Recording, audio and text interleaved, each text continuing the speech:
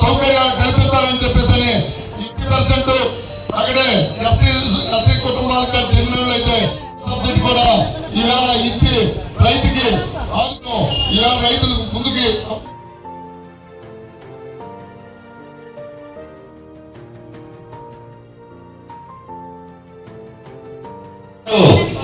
శివభక్తుడు రైతు బిడ్డ మా అన్న శంకరన్న గారికి, అదేవిధంగా మన ప్రభుత్వ యంత్రాంగానికి, మా స్నేహితులు గుండ భాస్కర్ ఎంపీపీ గారికి, అదేవిధంగా మన గుండు మూర్తి గారికి, అంతేకాకుండా ఇక్కడికి వచ్చిన తెలుగుదేశం కుటుంబ సభ్యులందరికీ శంకరన్న రైతు బిడ్డ.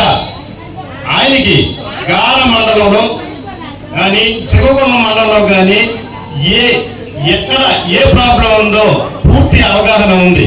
ఇందువల్ల ఉన్నారు నీరు ఇచ్చారు కనుక అది కూడా అతనికి ఇంకొక మంచి అవకాశాలు మంచి వస్తాయని నేను ఆశిస్తున్నాను.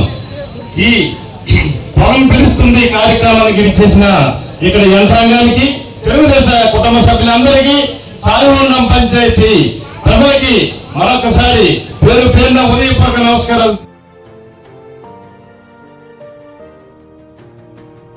పెద్దలకు, రైతులకు, సోదరీమణులకు అందరికి కూడా పేరు పేరున నా హృదయపూర్వక నమస్కారాలు, ధన్యవాదాలు తెలియజేసుకుంటున్నాను.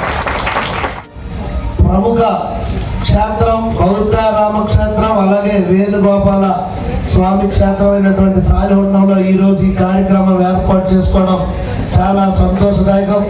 అయితే ఈరోజు మానవ మనుగడ సాధించాలంటే మనకి ఆహారం అవసరం. ఆ ఆహారాన్ని పండించేది రైతులు. ఆ రైతుల యొక్క బాగోగులు చూసి వారు శుభ్రంగా ఉన్నప్పుడే మనందరి మనుగడ ఉంటుందని ఈ సందర్భం తెలియజేసుకుంటూ, అందుకే రాష్ట్ర ప్రభుత్వం ఎప్పుడు కూడా వ్యవసాయ రంగాన్ని ప్రతిష్టాత్మకంగా చంద్రబాబు నాయుడు గారు తీసుకుంటారు. అలాగే ఇప్పుడు కూడా గతంలో 2014-19లో పొలం పిలుస్తుందనే కార్యక్రమం ప్రవేశపెట్టి 58,000 గ్రామాల్లో సందర్శించి రైతులు సమస్యల్ని తెలుసుకోవడం జరిగింది. తదనంతరం ప్రభుత్వం వ్యవసాయ మంత్రిగా అచ్చెన్నాయుడు గారు బాధ్యతలు చేపట్టినప్పుడు ఫస్ట్ సంతకం ఈ పొలం పిలుస్తోంది కార్యక్రమాన్ని సంతకం పెట్టడం జరిగింది.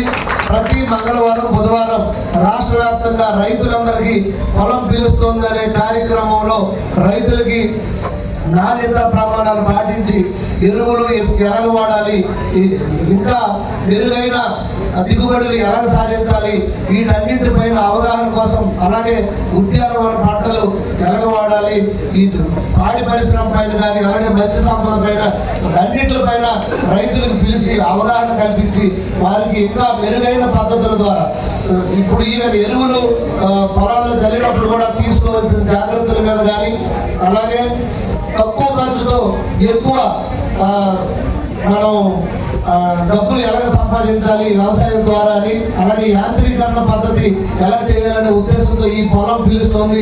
అలాగే పొలం బడి కార్యక్రమాలు నిర్వహించడం జరుగుతుంది. అలాగే రెండవ సంతకం గత 5 సంవత్సరాల్లో ఏ ఒక్క రైతుకి ఒక్క పనిముట్టు కూడా ఇచ్చిన పరిస్థితి లేదు.